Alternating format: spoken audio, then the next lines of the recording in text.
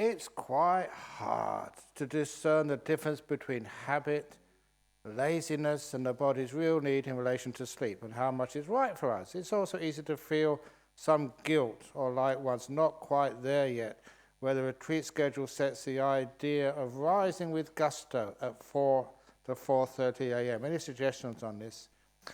4:30. It is New Zealand time. What time is 4:30 in New Zealand? That's about right, isn't it? Was it 3 hours? That's right. It's about later on.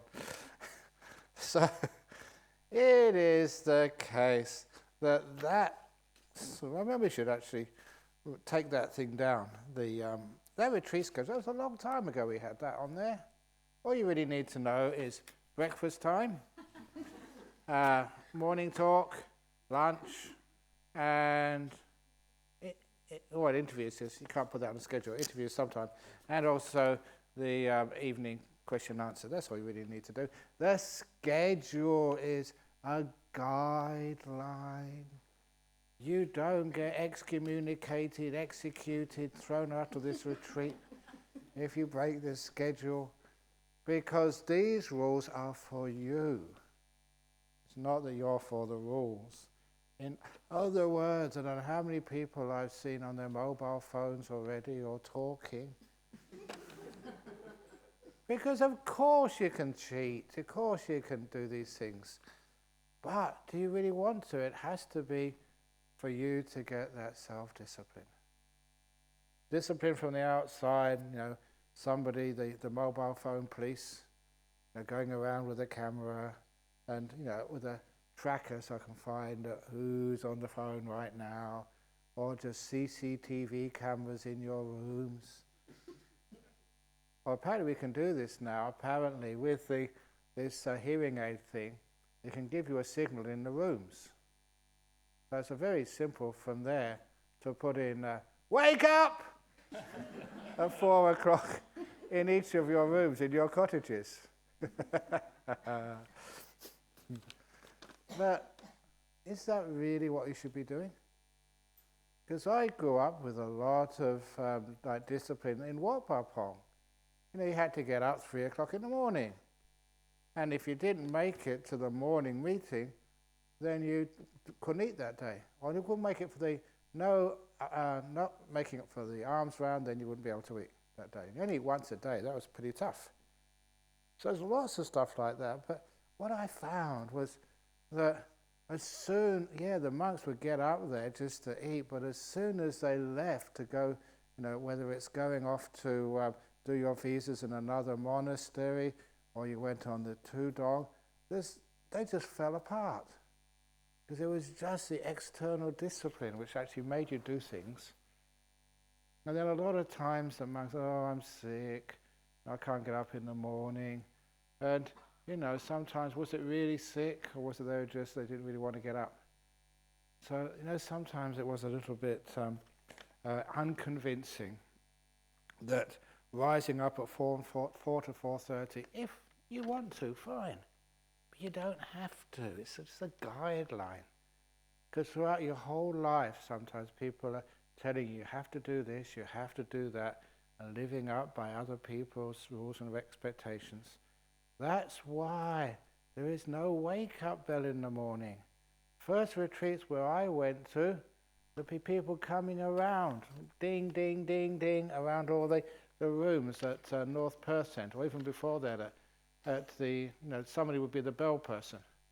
They were the most hated person in the whole retreat to get that duty. And then you think there's something wrong with that. And so that's where we started the old bad joke coming, the no bell silence. Yeah, come on. I know it's late. No bells.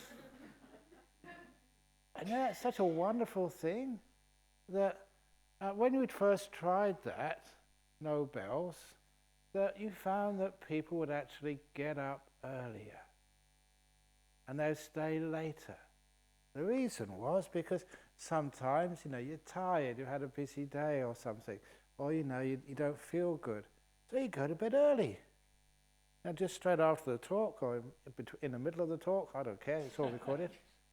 And you go and have a rest, and then, because you're tired, and then you get up at 3 o'clock in the morning, and what do you think? Say, oh, it's not 4:30 yet. Gusto hasn't arrived. But you just think, oh, I feel okay. So you just get up 3 o'clock in the morning. You don't look at the clock. You get up at 3 o'clock and you start meditating, and then you can, there's no shame. You can meditate at 3, 4 o'clock, and okay, I'm tired now. Then go to bed at 5, and you always wake up for breakfast. That you never need an alarm. So what it really means, but I remember this, that when I was meditating, doing retreats, then it came to about 9:30, and you really were getting really good in your meditation. You were very peaceful. Things were happening. And then, should I carry on? Oh no, I've got to get up at 3 o'clock in the morning. Otherwise Ajahn will tell me off. Imagine that. Imagine the Buddha under the Bodhi tree, and he was meditating, and then it came to 9, 10 o'clock, his limiters were coming up, and you think, oh my goodness, I've got to get up tomorrow morning. I better take a rest now. You get the message, don't you? We have to keep it natural. Because there were some times when I was on these meditate when I was still a layperson, meditation retreats, they had the bell, and I was sitting there, and my legs were killing me, just really restless. It wasn't working. And I thought, when is that teacher going to ring that damn bell? Come on, it must be half an hour, it must be 45 minutes, come on. I started thinking, maybe the clock has stopped, maybe it needs some more batteries. I'm really stuffed. And maybe it's only supposed to be an hour meditation, maybe it's at least an hour and a half now, maybe they made a mistake. Maybe the teacher was like that monk in the Vietnam, I would give a name. He was a monk in Sydney who actually did 8 days. Imagine that. They had to wait 8 days until the bell rang. So sometimes I was really so I formed a sneaky idea. I'm full of sneaky ideas. Was to get one of the slingshots, and I practiced first of all, so I was a good shot. And then when the teacher, because Ajahn would have his eyes closed, and then we go bong. If Ajahn knew what was going on, we'd all bow and be out of there.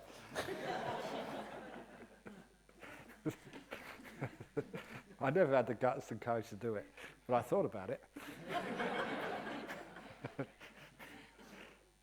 Or sometimes, you're sitting there getting really peaceful. Oh, this is really nice. And then, gong! And that was the end of the meditation. And you have to keep it natural. There are some times when it's not the right causes and conditions to do a long meditation. And there are other times when you're really into it. And go for it. Just no bells, no disturbance, 2 hours, 3 hours, 4 hours. I tell this to the monks, Sunya will tell you this. But if, you get into sort of a jhana, just carry on.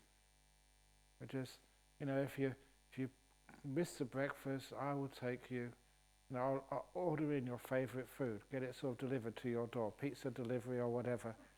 Don't worry about the food, because you really want to make sure you get into good meditation. So that's one of the most important things. There was, I don't know if you believe this story, but it's in one of the suttas. There was a monk, and he was meditating meditating most of the night, and early in the morning he was just that close to enlightenment, really, really close. But then, the sun was going to come up soon, and he would have to do his duty to go an alms round. And so I think the Buddha used the psychic power, but they actually stopped the sun for half an hour. Just so that monk could actually just go to become enlightened. And that morning, sort of all the farmers were wondering, it's a bit late, should the sun come up now? We should be out to work now. What's going on? The sun hasn't come up yet. It doesn't feel right. And he did that because he would do anything, even just mess around with the clock, with the dates, just to make sure the person had that just extra time for actually to get the breakthrough. And whether that story was true or not, at least it shows just how far you would go to make sure you have all the time and all the conditions right, just to make these amazing deep meditations in enlightenment. Not bells controlling, but letting you take the meditation as deep as you possibly can. So that's why if you see someone here and they're meditating really peaceful and it's their lunchtime, don't tap them on the shoulder. Let them carry on meditating. You can actually see that they're sitting up very peaceful. If you see them like this, then you can tap them on the shoulder, because that's not jhana. But they're very, and you can actually see them. They're just really still, very peaceful, powerful, and leave them there. And if they need to get something to eat because they've got some stomach problems, don't worry. In that case, if you just come out of jhana, if you want to, you can have whatever food you like from the kitchen. Anything. I'd even cook it for you myself if you trust my cooking, which I've never done for years. But that is the length you would go to make sure that those things happen. And so when I experimented with this, what I found out, if we had schedules, when it gets to 9 o'clock, most people would actually be gone to bed, so they can get up for 4 o'clock. We had no schedules, 9 o'clock, 10 o'clock, 11 o'clock. There's always somebody staying in here. And some people in here at 2 o'clock in the morning, 3 o'clock. It was natural. They knew they didn't have to worry that if they meditated to 10, 11, 12 o'clock, they could always catch up on their sleep tomorrow. Or if they feel tired, they can get up early. And early is really great because early in the morning it's cool, not many people here. It's very, very serene. So use the schedule, don't be afraid of it. And I found you got many more hours of meditating from people, and they didn't feel scared, especially to meditate later on. So, and habit and laziness, if it really is laziness, the body feels yucky. But if it is actually really asking, body, how are you going? Do you want to go further? Yeah, go further. And sometimes you soon get mindful and understand your body and your mind enough. So you just ask the question, how do you feel? Yeah, no, I'm a bit tired. So go and take a rest. Sometimes you look at your body and, no, this is good. So you stay and you get into deep meditation. Anyway, dear Ajahn, I read about a monk in Thailand who did walking meditation extensively. He did it day in, day out. He stepped on the path. Using his fist as a pillow. Finally became so tired and high results. Question, did he on anyone get jhana doing walking meditation? No, what he did, because I know that monk, at least I knew him, he's passed away now. So that was, what's his name, Ajahn.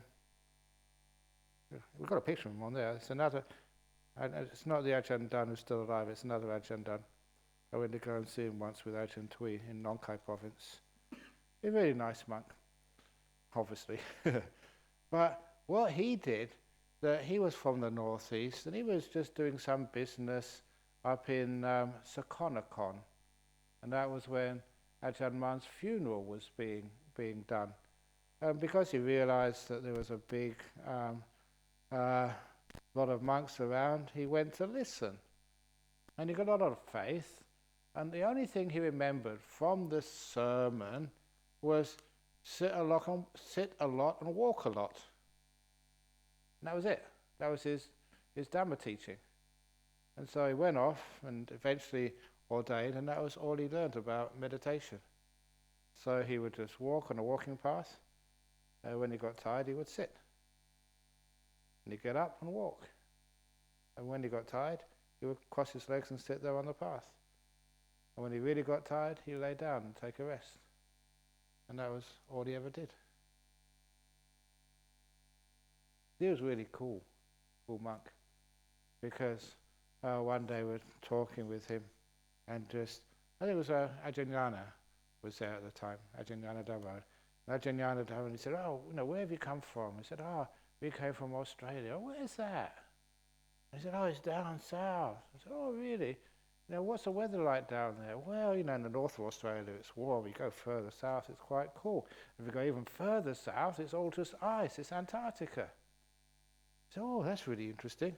And the following morning, he said, oh, yeah, you're right. There's lots of icebergs and really cold down there. He went to check it out. So this was like a monk, and it's only just, he was never actually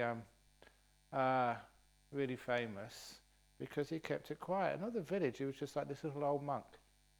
Lived very simply in the hut, would just go, walking for alms and come back again and just sit down. No one knew who he was. I always liked that idea. Real holy monks, no one knows who they are. They could be sitting right next to me now. And that's exactly what they would do. They would deny, just like, ha ha ha. Okay, yeah. So don't go around saying they're enlightened. But that was actually an interesting story. But he kept it so simple. We have so many instructions these days, which is sometimes it just complicates our mind. So that's what he did, sitting, and soon, because he wasn't doing anything else, he soon got into some really, really deep meditations. So he still did the jhanas, but I was sitting down. In meditation, what is the difference between joy and rapture? It is indistinguishable because they all go together. They're like inseparable twins until the third jhana, when one of them disappears. That's the only time you can really understand the difference between joy and rapture. So what does rapture mean? It's a benefit of joy. It means it comes after this piti. But one of the things with this piti, that's in Sanskrit, is that many times it brings you to tears.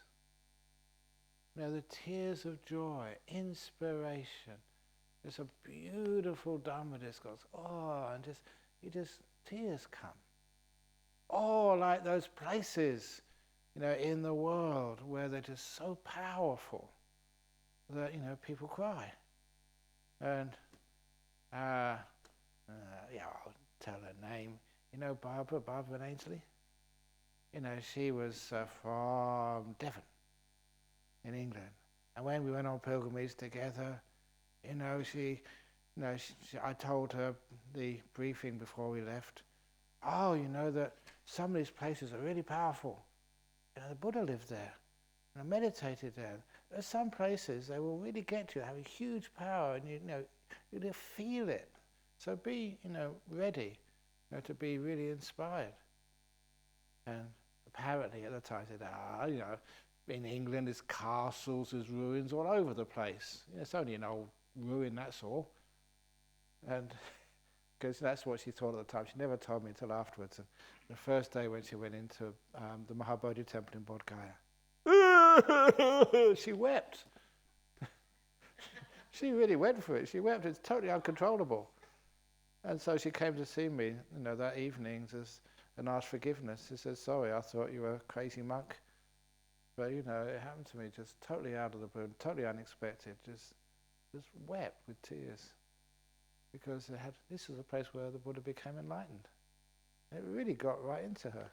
And just huge amounts of pity, not sadness, but just, wow, really joy.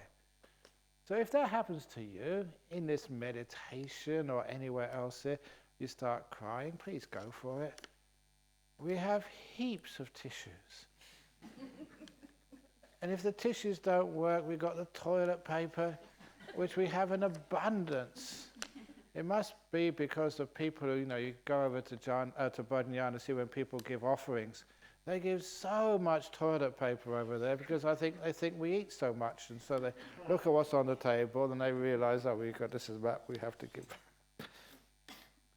Okay. Number 2, the next question. So, how do I stop myself from hearing songs in my head while meditating? Is take your head off. Lobotomy? No. Now that sometimes they get in there, and if it's nice songs, that's really good. Get like this song. This is what should be done by one. That's a nice song. But the problem, you've got no control over that. So what happens is, if you feed it negativity, it usually gets worse. So open the door of your heart. My mouth. Open the door of your heart to whatever's happening. Just relax and let it be. Don't try to get rid of it. If you try and get rid of it, then it's a problem. So if it's a nice song, just be with it. It's not you, it's not yours, it's just some sort of habit, that's all. Dear Ajahn Brahm, continuing from this morning's Dhamma talk, would you please combine the concept of non-inherent existence, water bottle, and impermanence. Non-inherent existence, water bottle, and impermanence. Just all this water bottle was just learning how to see beyond what you've been taught. Just like that story. It was funny at the time. I think Ajahn remembers it. They wanted a little quick teaching, and I needed to go to the toilet. So I asked her, "Where's the monk's toilet?" This is in the old cottage, and so I knew that because I helped design it and just funded it and just was there before even Hasapanya went there. So I knew where it was. Of course I knew where it was. Been there many times. She was saying, "Over there, you see, on the door, toilet." Oh yeah. So I went to the door with toilet on it, and I pretended to urinate on the door. I didn't really do it, I didn't, but I just stood there and said, "What are you doing?" Well, you said it's toilet. I'm following your instructions. It says toilet, and you've got the word on there, toilet. So I'm just following the instructions.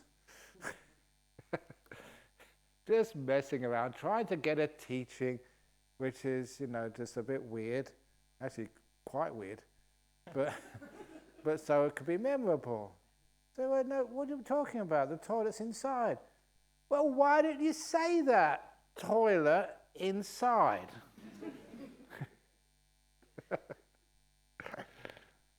Water bottle. That's not water, it's not wet. You should say water. It says here, spring water. It's not wet at all. It's just yucky, I can't drink this. Inside. And what we're talking about there is something actually quite deep. Anicca. What is it? Oh, it's anicca. It's impermanence. It is change. It is, you've heard all this, haven't you? Do you understand it? So that's the trouble. The words, you can translate into so many different languages. You can compare it and write an essay on the origins of anicca and what mindfulness really means, sati, where you're totally unmindful. So this is where sometimes the words can often stop us seeing the meaning. And of course my favourite simile of that was the last story in the Good Bad Who Knows book. It was the professor of philosophy who went to the 5-star restaurant. Remember that one? So professor of philosophy, he was very, very well-known lecturer in Kantian philosophy. That's pretty good, wasn't it, Kantian philosophy? I just don't know where I remember that one from. And anyway, Kantian professor of philosophy, and he liked his food, and so when in the university town someone had opened up a 5-star restaurant, Michelin 5 stars. Wow. He made a booking as soon as he found out. Even though he was professor, he had to wait a couple of months for his reservation to come up. And when the reservation came up, he dressed in a really fine suit. And he went to the restaurant, and there was a big maitre d', not a bouncer like a nightclub, but a maitre d'. And he said, "Sir, can I see your ID?" And he showed his ID. "Yes, sir, Professor, welcome. You got a reservation this evening." And they took him into the restaurant. And because it was a very expensive restaurant, the lighting was just subdued, not like this place, but subdued. So it was light enough to find your way, but it gave this ambience of like privacy and coziness. And when he got to his table, it was mahogany with this incredibly comfortable seat, more like a Chippendale. Usually it should go into some museum. And when there's just some candles there, just so he could see when the waiter gave him the menu. And the menu was on this thick parchment, not like you get in McDonald's, really a thick parchment with this gold filigree on the outside. And all of the things on the menu, they were written, first of all in French, and so you don't even quite know what you're eating, but anyway, in French, in calligraphy. Even the menu was just beautiful. And so he thanked the waiter, and the waiter left him, and he looked at the menu, and then he ate the menu. And then he paid his bill and left. Because the professor did not understand the difference between the menu and the food. It's like someone who reads the Abhidhamma. And they argue, what's those things there for? It's for the food. What does it mean? So, when you get your food, you know the difference between the concepts and the reality. That was the purpose. Dear Ajahn, can you please speak about healing powers in meditation? Don't mean the calming of pain during meditation, but the actual physical healing. Yes, sometimes when you get into deep meditation. I mean really deep meditation. Sometimes weird things happen. Oh, it's happened many times. Okay, the healing power of meditation. Cancers. Why are you gone quiet? Serious business, isn't it? So this person, this was in one of the retreats. It's actually what Buddha Dhamma many years ago. I gave a retreat there. And you know what happened? This fellow came in. First evening, question box, question after question after question. Ajahn Brahm, can you please ask people to breathe quietly? It's a really weird question because this fellow was making a big noise. And so I made the announcement that gentleman has got sinus cancer. He's got this huge tumour on the top of his nose because he checked in with me before when he first came. And he said his doctors have only given him a short time to live. No more treatment possible. He's tried everything. And still this huge tumour in his top of his nose. That's why he can't breathe. As soon as I said that, it was amazing because when people were just so kind that the breathing never bothered them anymore.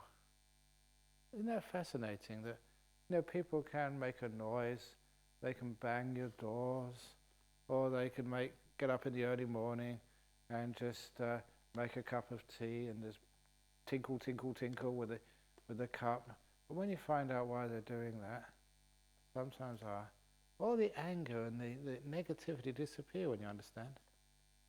So anyway, as soon as I said that, he would just get so much metta, compassion for people. They didn't mind him snoring because he was giving this a last chance before he died, do some meditation. And of course, I tell that story. I only tell the good stories, not when it doesn't work. But for him, he came running towards me just as I was in the car going to the airport. He came running towards me. It's amazing why these people always do it at the very last minute. There's a point to that.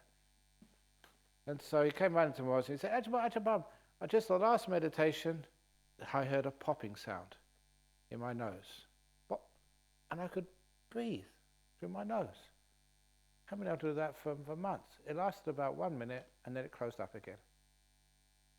But that was not imagining it. He could actually feel it. It was there. He could breathe and then it closed up again. And he got so excited. I was, getting in the car, trying to get to the airport to come back to Perth. And so, you know what I said to him? Something like, very good, carry on. I said that to everybody. But, I really meant it. But I thought that, he left it too late. I thought he was going to die. But of course, I tell that story because 6 months later or a year later, this guy came to see me and he said, do you remember me? Now, he did really look totally different than when he had this cancer in his nose. And I said, no. He said, I was that fella. Full remission, no more tumour. Thank you so much for teaching me that meditation. Now, what he said, I'm going to spend the rest of my months alive on this planet teaching other people how to do this. I haven't seen him since. I don't know where he's gone, but it was wonderful that it worked for him. And it's not imagination. You can imagine just a pain disappearing, but imagining a cancer is just gone. So, it does work. But if you start to think, get out of here, you don't belong, I don't want your cancer, come on, go. I've been meditating for 3 days now and you still haven't gone. That's not what meditation is. It's learning how to relax to the max and these things disappear. Great. Or better. You've been encouraging us to listen to what our body, mind wants, which is wonderful, but then you also said that any kind of wanting is a cause of suffering and rebirth. The second noble truth instructs us to abandon wanting. So how can we reconcile the different messages around wanting? Ask your body what it needs. It's like kindness, compassion, loving kindness to your body, being a friend to your body. It's not wanting to control it.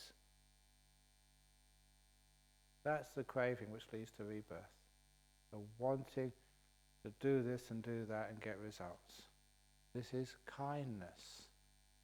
It's not wanting, it's opening the door of your heart to your body and listening to it. It's a difference between caring and curing. Caring heals things, makes you friends. Care for your body, care for your mind. Not curing it, that's controlling, wanting it to be different, improving it. Caring for it. Caring is compassion, kindness. Curing is wanting it to be different. That's the difference. Care for your body. Care for your mind. Where does patience come from? I'm fed up with that question. I don't tell you about patience. I don't know how many times people have asked me that patience question.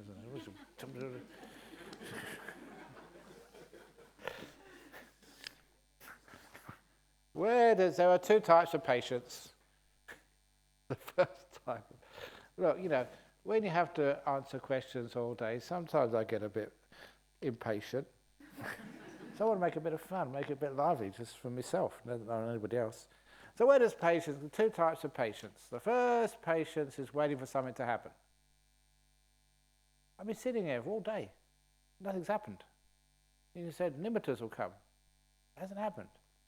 That's called waiting in the future. Waiting for something to happen. That's not patience. What really is patience is waiting in this moment. Waiting in this moment.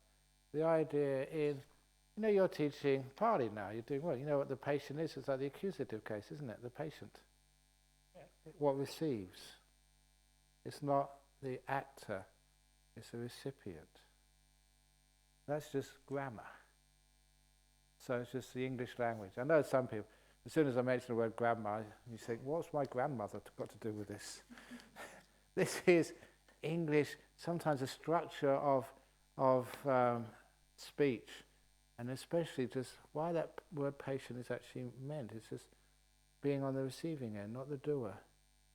just the knower, the patient, not the actor. That's one of the greatest parts of patience. Be the patient, not the doctor, not the doer, but the receiver, the knower. Ajahn Brahm, with walking meditation, where are your hands supposed to be? Where's the place for your hands? Usually on your head. I was going to do that later on, but the nuns are not here yet anyway. But they're all here. Yeah, wherever they're comfortable, basically. Does being kind to the body contradict with the practice of the 32 parts of the body? Practices. Are there 9 Jhana ground contemplations useful? Okay, this is part of the body awareness in the Satipatthana Sutta and also the Kayagati Sutta. That's the mindfulness of the body. But how many parts of the body are there in the Satipatthana Sutta?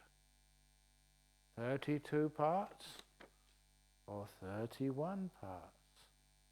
It's 31 parts of the body. It is the commentary makes it 32. But the original in the Buddha was only 31 parts. You know why? Because in the original, they didn't include the brain. The original 31 parts was a no-brainer. It was. And then they realized this was deep meaning to this, because in the commentaries, in the Abhidharma, they added the brain.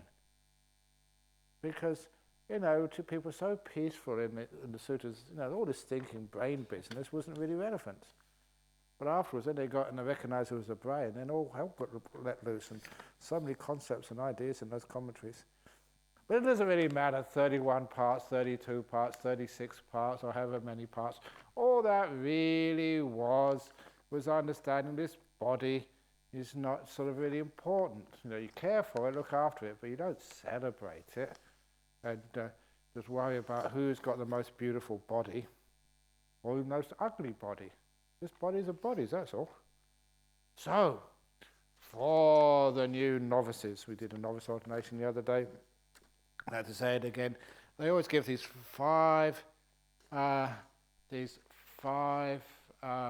contemplations: hair of the head, hair of the body, nails, teeth, and skin.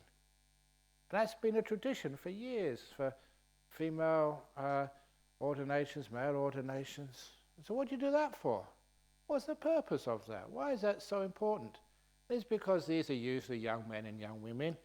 Become novices, the first stage of ordination. They usually got sensual desire, especially towards the other gender. So this is supposed to protect them. How? Well, who's the most attractive, woman now? Where's the young guys? Who is, come on, admit it, who's the hottest chick?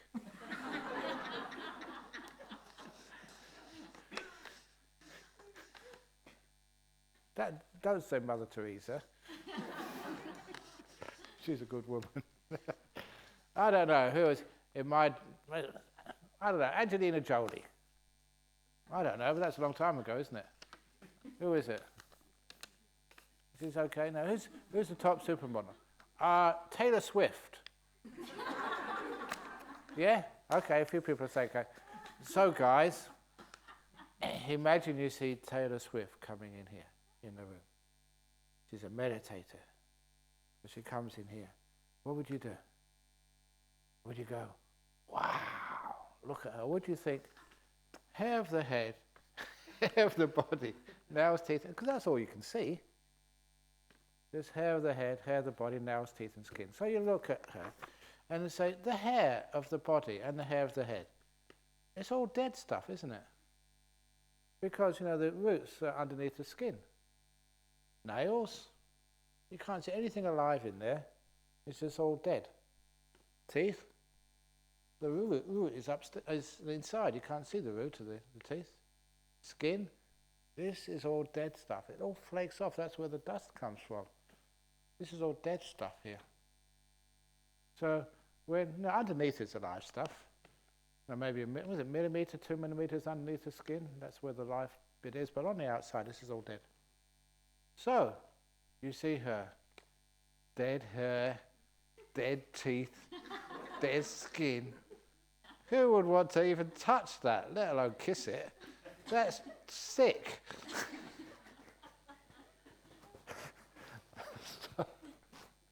What he's doing.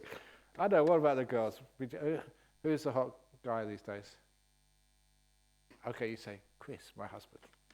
That's her husband. Wherever it is, but it's the same. You look at somebody, not like, I don't mind saying that now, that there was, remember Judy, she passed away.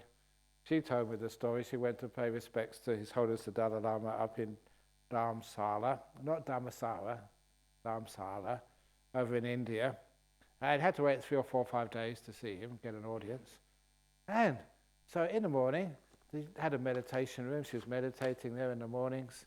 And she meditated there one morning. And she told me, she's a very funny woman, really sort of great girl, Judy Rushforth. And so she's sitting there. And she heard someone sit next to her, another meditator. And so she just must have been a bit distracted. She certainly wasn't in jhana, and it's also certainly not afterwards, because she looked at Richard Gere, sit next to me. Richard Gere, watch your breath, breathe again, breathe out. Oh, Richard Gere. And that wrecked her whole meditation. What she should have done, Richard Gere, hair of the head, hair. That's all it is. So that's one of the 32 parts. So it's just a body, that's all. What you add to it is the problem. What is the purpose of chanting? It's just, the idea is, sometimes as monks, we do lots of chanting, blessing chanting, getting healing chanting, getting rid of ghost chanting, and we're really famous for getting rid of ghosts. We're very effective, and the reason is because if you hear our chanting, no self-respecting ghost can stand it. So they run as fast as they can to get away. Now it started off, the chanting was started off to be able to chant as remembering the teachings. So when there weren't any books, there weren't any iPads, you'd remember them by heart. And that's why that, if you know some Pali, because I must admit the English translation is okay, but when you get into the original Pali, you know what that means. That's powerful sometimes. But I remember many times there's another metta chant, Metansha Sahagatena Chetasa. And that chant was just so powerful when we used to do it. I couldn't finish it. You got sort of halfway through it, and I knew what I was chanting. I started chanting metta all over the place, and it just got so blissed out. I had to stop and just wait for everyone else to finish what I was blissing out, sending loving kindness all over the place. Because when you're doing it, you understand what's happening, and it's powerful, powerful stuff. The same way some of the other chanting we do, like the Dhammacakka Sutta, the first sutta. Wow, that is really, really very deep. The Anatalakkhana Sutta, non-self. When you chant that and you really know what you're chanting, it's like hearing the Buddha teach. And it really gets into you. And it's great Dhamma. So that's what the original part of chanting was. But these days it's more like priestcraft sometimes. So when sometimes people, they invite you to the funeral, do some chanting for the funeral. Some say, how much do you charge? We don't charge anything. This is not a business. And so they say, we don't charge anything, you can't be any good. We're going to ring up the other temple. Sometimes that's what it is. And so the chanting was originally for something else. Anyway, in a retreat like this, how many hours should I try seated meditation? 24 a day. Keep it natural. When is the best time to meditate? Now, yes. When is the worst time to meditate? later. In other words, keep it in the present moment. Later on is the worst time. Thank you for sharing the use of teddy bears to cultivate metta in our hearts. How were you inspired to develop and share bear awareness? I think you would really enjoy the movie titled Ted. Have you ever watched it? No. What is Ted? Much too short for teddy bear, I suppose. But anyway, how it happened was actually the first time was in Hong Kong, when I went to do a teacher retreat there, and this very, very smart gentleman, he brought 2 teddy bears and he put them on the shrine next to the Buddha to be blessed. And just after a while, people looked at us and said, can I cuddle it, please? And so they cuddled it. And then had to share it with somebody else. And by the end of the retreat, those bears were so well loved. There's some very wealthy people offered this gentleman a huge amount of money for them. He said, nope. They wanted to take them home with them. And from that, I saw a business opportunity.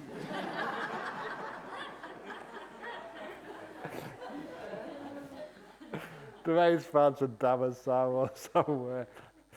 So these bears are just, very, very powerful, and you can borrow them, and sometimes, really nice ones, we keep for a little while and use them to raise money for the nuns' monastery or something. I never use it for myself, though. Must be careful about that.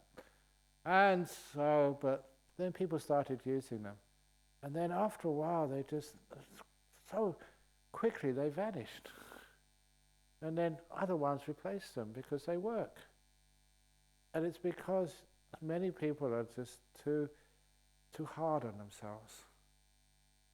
They think they don't deserve happiness, or they're not good enough.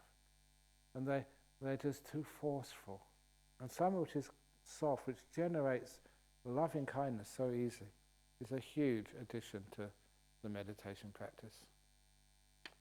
That's why we have many here. So, quite frankly, that if you find one you really, really like, you want to take it home with you, fine. But you can send another one back, or another 2 next time. Because I know it's important that, these aren't there just for show, they're to be used. Could you please explain how does karma work? How can one reduce negative karma and increase positive karma? What does intention play in karma? That karma is intention. Intention is karma. So if you don't mean to do it, it's not karmically active. So just because that you step on something, but you didn't know what you were doing, because your mind was elsewhere, then of course there's no karma. You have to be intentional, knowing what you're doing. And of course, the more the intention, the more deliberate it is, the more intense is the karma. So, if, you just, because you're texting somebody, you ram into somebody's car, that's still just heedless. But if you deliberately, I don't like this person, and you try and ram them, that's much heavier karma. So, that's just an understanding about the karma, because a lot of time people don't know what they're doing, especially when they're young. When you get more elderly, just more mature, more understanding, then it can be very bad. And even, interestingly, monks and nuns, if you do an act and lay people do an act, the karmic response is much greater for monastics than it is for lay people. And it was explained that somebody who's riding a horse compared to riding on an elephant's back. If you fall from a horse, you hurt yourself. If you fall from an elephant, that's much higher, you hurt yourself more. They said, for Sangha, being ordained, it's like you're riding on an elephant. So if you make a mistake, it hurts more. Got greater karmic consequences. It's interesting, but you can see that that's true. Anyway, karma is a big thing which I'll maybe mention later on. Is it possible to use my meditation practice to ease the fear and gain confidence in public speaking? Yeah, sure. I can speak about anything. I don't have fear, even though I speak a lot of rubbish sometimes. Sometimes it's amazing. With confidence is the key. Because sometimes people ask me, what was it? That's right, it was in the Duxton Hotel when it was just opened. I went there, there was a transport conference. Alana McTeenan, she was organising it because I knew her. She wanted me to be a member of the public, about transport. And unfortunately, they were talking all sorts of stuff, in the morning. And by the time they had for lunch, it was about 12:15. I missed my lunch because I have to eat before noon.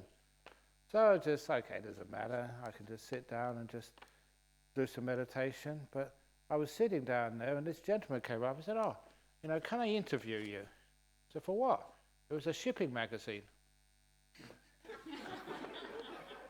And I wasn't doing anything. Okay, we'll talk about anything. So he asked me all these questions about, the transport benefits of shipping.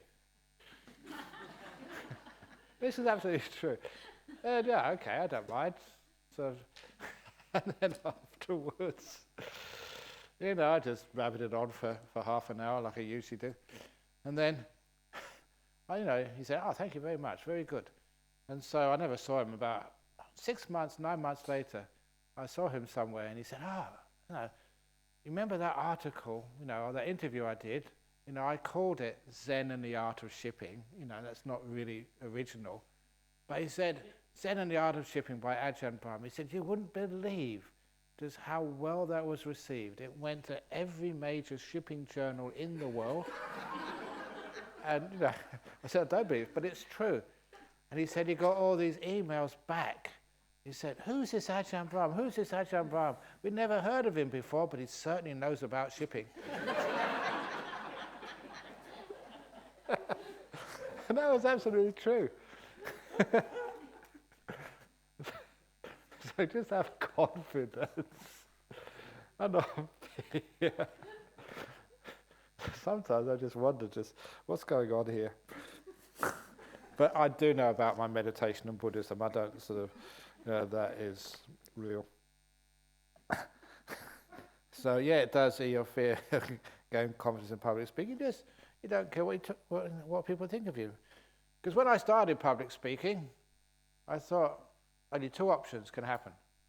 Either people like your talks, that's wonderful, great opportunities to share the Dharma to others, or they get so bored, I don't need to give any talks again. I know there's one of the monks, he's upset so many people when he's given public talks that he's much smarter than I am, so he doesn't have to go and give talks anymore. He stays in a monastery all the time. People say, please don't send that monk anymore. So smart.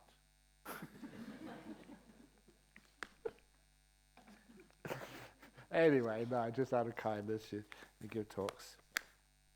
So I have been avoiding public speaking, but as my career progresses, it's becoming obvious that I have to get used to it. I understand there's no alternative to practice and just putting myself out there and take the opportunity to speak publicly. You're only speaking to one person. It's amazing that people can chat and yarn for such a long time, talking over a coffee table, talking about all sorts of things. So just relax, just talking with your friends. That's all it is. However, the moment I have to speak in front of a group that I am not familiar with, my heart rate goes up and the nervousness affects my mental clarity. How can I use mindfulness meditation to help me in this process? Thank you. Number one, just start off with a story, a joke. Have a few jokes at hand, and because when you laugh and they laugh, everyone gets. Oh, that is a very good question.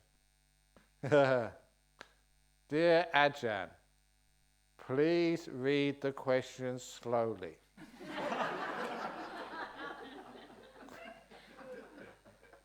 This is the first warning.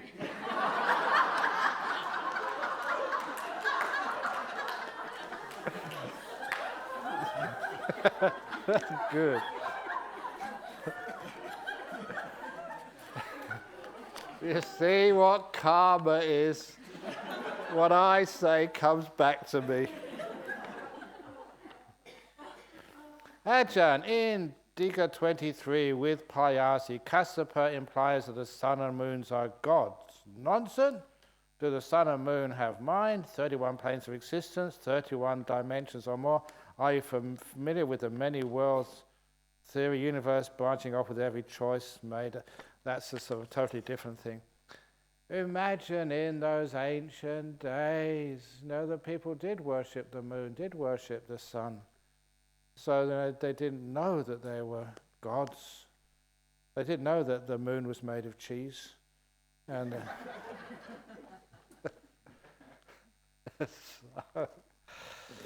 so that people had ideas. This was written at that time.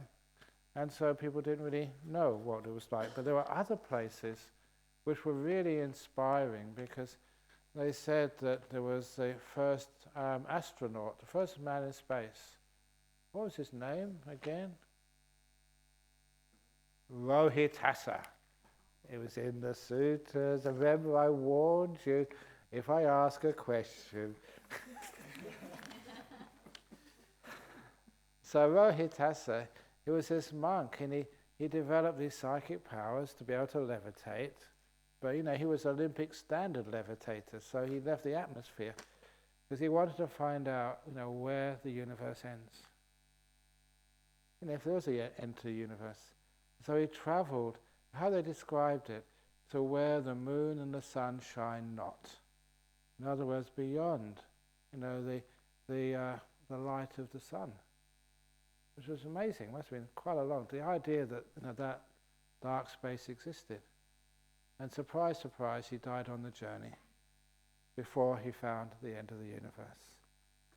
So, when he came back, in the next life, he was, and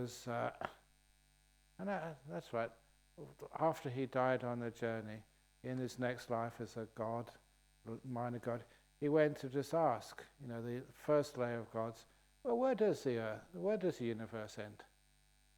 And they said, we don't know. Go to the next level of gods, and then go to the next level of gods. And eventually worked his way up to Brahma, and he said, I've been looking for you. Where does the universe end?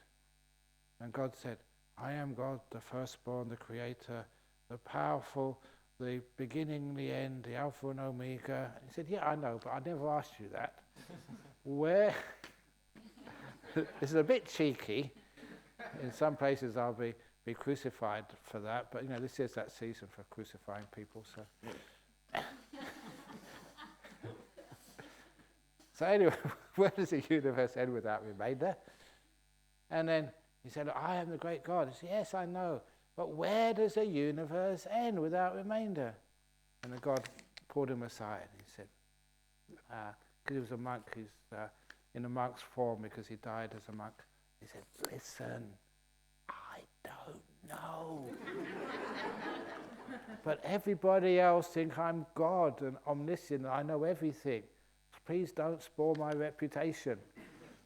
But he said, it's in the Digha Nikaya, what God didn't know. And he said, and anyway, you just made a big mistake, monk.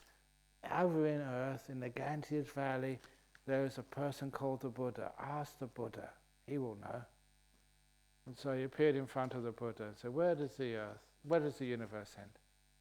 And that's where the Buddha said a famous saying, you can find the end of the universe within this body and mind, this fathom-long body and mind. We know the last part of the story, the end, beginning and end of the universe is in this body and mind. It's a really great little story. So please don't take offense, but you did ask for it. 31 planes of existence. Anyway. Dear Ajahn Brahm, why is fear and anxiety that I experience in dream in nightmares different than any fear I experience in real life? The one in dream is much more dark. Wow. I think it's probably because that when you're awake, you've got sort of more power control to just avoid it or move away from it or find procedures to be able to escape from that fear. But if it's in a dream, it's like a little bit out of control. You have a little bit of control, but not much. So that's why in a dream, it's number one, it's karmically not effective, whatever you do in that dream. And number two, it is, number two, in the dream, it's what you really take into the dream with you. So it's only fearful if you go to sleep, with a bit of fear before you go to bed. So usually, if you don't want the fearful or anxious dreams, then just give yourself a resolution. Before you go to bed, I will have a good night's sleep. That usually works. Programming your mindfulness. 2 questions left. Crikey, is this? Okay, it's 1 question, 2 pages. Dear Ajahn, it was so nice to talk to you about monastic intentions this morning. Mostly I've been feel good and positive. After talking to you, it was like a dam burst. Grief came in devastating ways. At times I remember to be open, remember Dhamma, and it passed. I feel sure in my path, but still I'm feeling the pain in what I'm willingly seeking to give up. I may not last the distance in monastic life, and that's okay, but I have to try, even if it means giving up a loving friend. But right now I feel my retreat, which is normally a wonderful experience, is somewhat wrecked. Will those waves of grief continue to follow me into the monastery? How is it possible to move through this and still be open and present? I feel I'm crazy to renounce and also feel nuts. That was like the story. I think we still got the cartoon. Is it still in the dining room? The squirrel? The squirrel going to the psychiatrist? Still there? Okay, yeah. Squirrel in the psychiatrist's couch. What are you doing here, squirrel? Well, as soon as I heard you are what you eat, I realised I was nuts. So that's one way, because when you have thoughts of grief, it's like the hand comes right in front of you and you think that's all there is. Whether you try, you don't try, after a while the hand comes out here. And you see things in perspective. Yeah, you're giving up something, but you're also gaining a lot. So the grief just starts to disappear. And after a while, if it really, monastic life is really what is for you, when you first enter it, of course you have a little bit of doubt, am I ready for this? This is the right thing to do. But the nice thing about Buddhist monastic life is that you can leave at any time. So it's always temporary ordination. My temporary ordination is still going. It's been 43 years, yeah, but one day I'm going to die, so it's all temporary ordination. Now what that really means, it takes away a lot of the fear when there's an exit strategy. So it's not like a one-way, once you're in, you're caught like, in a trap. So instead what it means is, yes, you get into monastic life and you see if it's for you. You can always leave at any time. And that means you only stay in monastic life because you enjoy it, because it's fun. And you find you get so much support from your loved ones. They think it's a wonderful thing you're doing.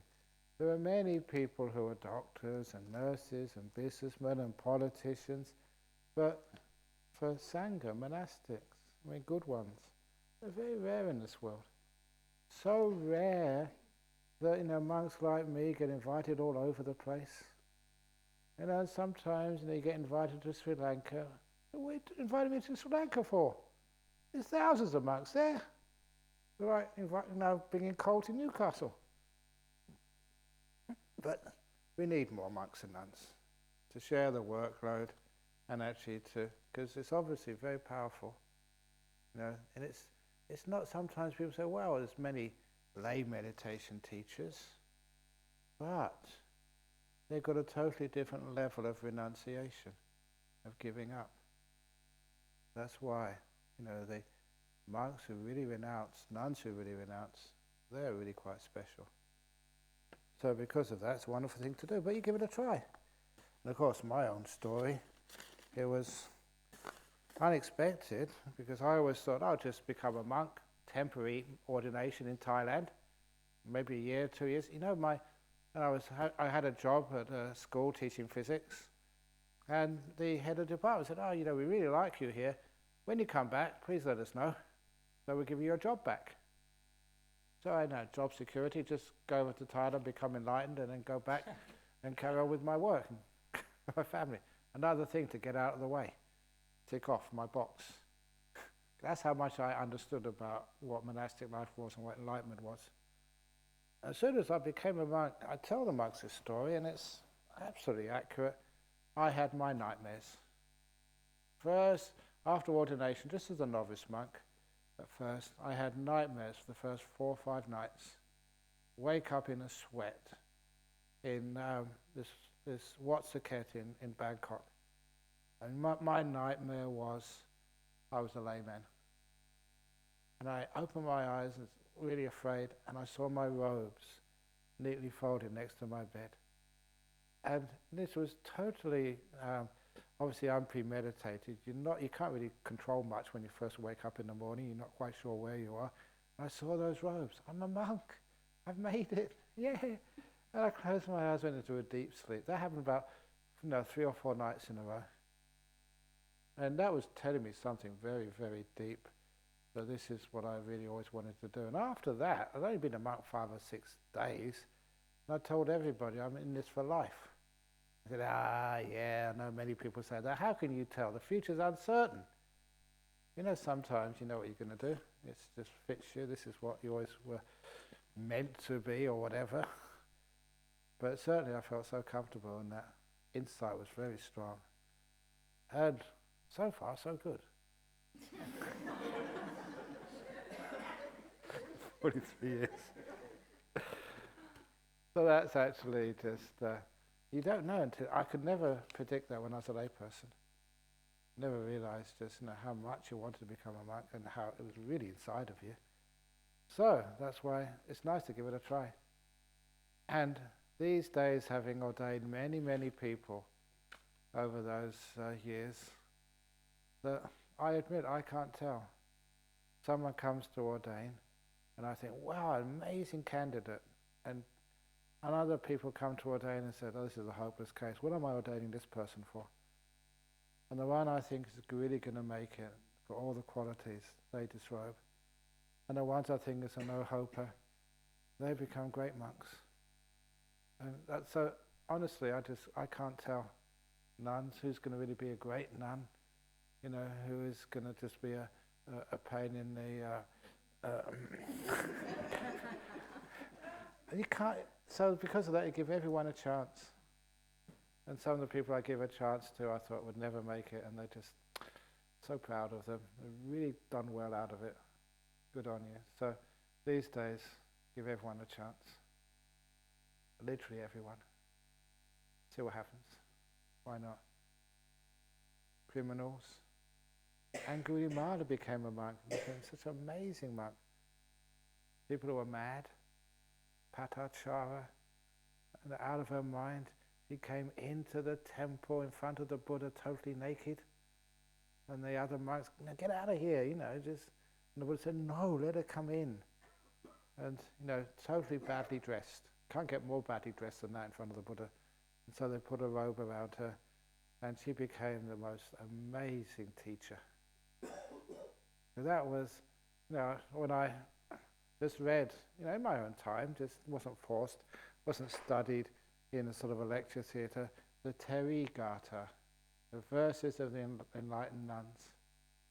And I was reading it through, and they said, and it's an interesting story, because that these nuns, they said, oh, we've been meditating for years, and then this great teacher came along, and they taught us how to meditate, and next week we're totally enlightened.